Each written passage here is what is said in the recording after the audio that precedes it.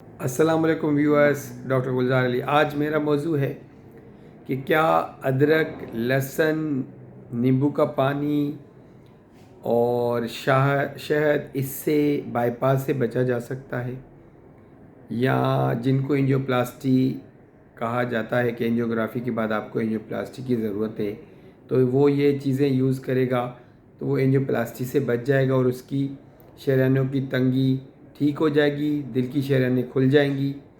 सबसे पहले तो इसका जवाब है बिल्कुल नहीं, बिल्कुल नहीं। क्यों?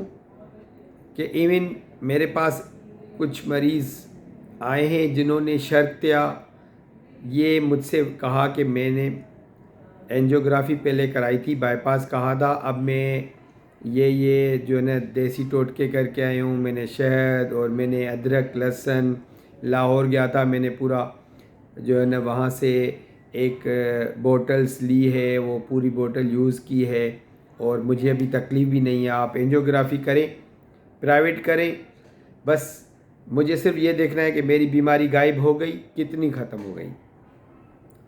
तो मैं भी उनको कहता हूँ कि ठीक है, आपकी पुरानी सीडी है, आपने एंजियोग्राफी करवाई हुई है।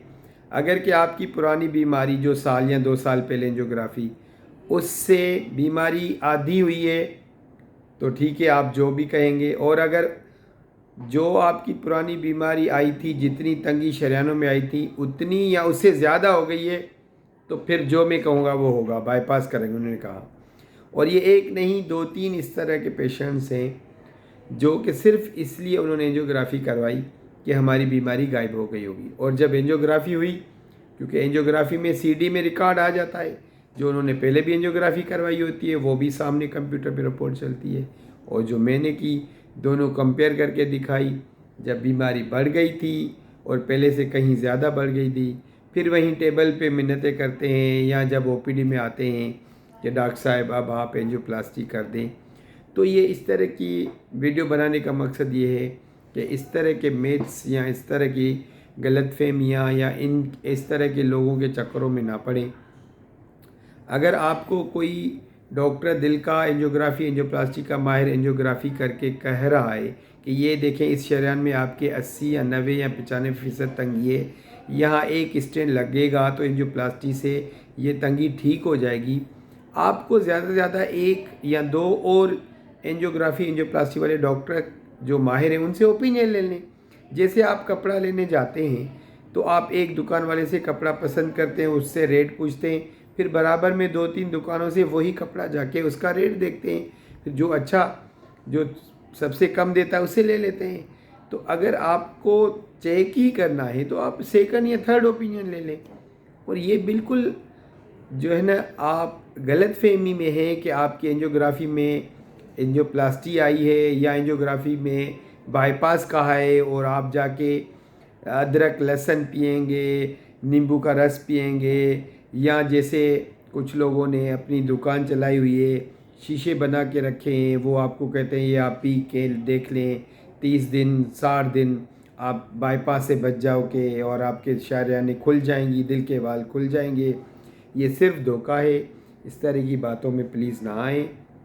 अगर इस तरह होता तो जो मगरिब के मुल्क हैं, अमेरिका, कनाडा, यूरोप, तो वो इन लोगों को बुला के या इस तरह के लोगों के बड़े बड़े शीशे, बॉटल्स, पूरे दुकानें बनवा के अपने लोगों को पिलाते और बाईपास ना कराते, उनका सीना ना कटवाते, अपने लोगों की एंजियोप्लास्टी ना करवाते।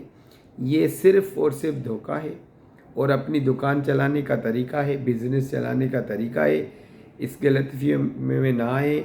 अपना टाइम ज़ाया कर देते हैं और बीमारी और बढ़ जाती है। पहले जब एक एंजियोप्लास्टी 1 या 2 स्टेंट से इलाज हो सकता है, फिर वो और बीमारी एडवांस हो जाती है, या पहले बाईपास हो सकता है, आप टाइम पे बाईपास नहीं कराते, वो तंगी और बढ़ जाती है, फैल जाती है, और फिर ना एंजियोप्लास्टी या बाईपास दोनों के काबिल नहीं रहते, या हार्ट अटैक होके दिल कमज़ोर हो जाता है, फेफड़ों में पानी होता है, सांस बंद होता है, फिर आप आके मिन्नतें करते हैं कि अब हमारा बाईपास करें, अब हम राज़ी हैं, या आप एंजियोप्लास्टी करें, तब तक बहुत देर हो चुकी होती है। तो अपनी सेहत का ख्याल रखें और इन इन लोगों से बचें। डॉक्टर गुलजार अली।